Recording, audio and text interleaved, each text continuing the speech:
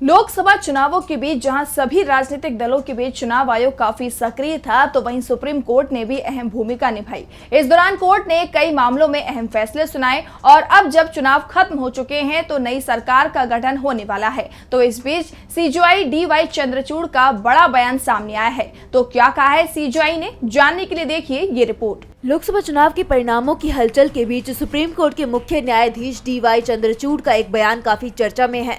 राजनीति और न्याय के मुद्दे पर सीजेआई ने अहम बयान दिया है। ऑक्सफोर्ड यूनियन सोसाइटी में लोगों को संबोधित करने के दौरान जस्टिस डीवाई चंद्रचूड़ ने भारत के चुनाव को लेकर कहा कि भारत में चुनाव संवैधानिक लोकतंत्र का मूल आधार है। भारत में न्यायाधीशों का चुनाव नहीं होता।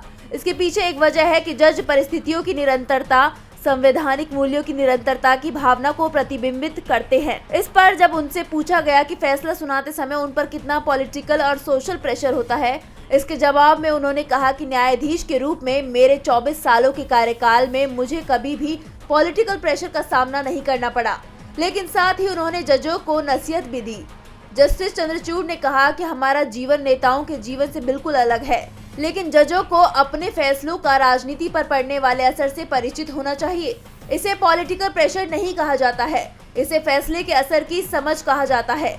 आपको बता दें, इससे पहले भी सीजेआई ने बार एसोसिएशन के सदस्यों और पदाधिकारियों से कहा था कि अदालत के फैसलों पर प्रतिक्रिया देते वक्त खुद को आम लोगों से अलग करना चाहिए। आप अदालत के सबसे पहले और सबसे अहम अधिकारी हैं। हमारी कानूनी चर्चा की सच्चाई और गरिमा आपके हाथ में है।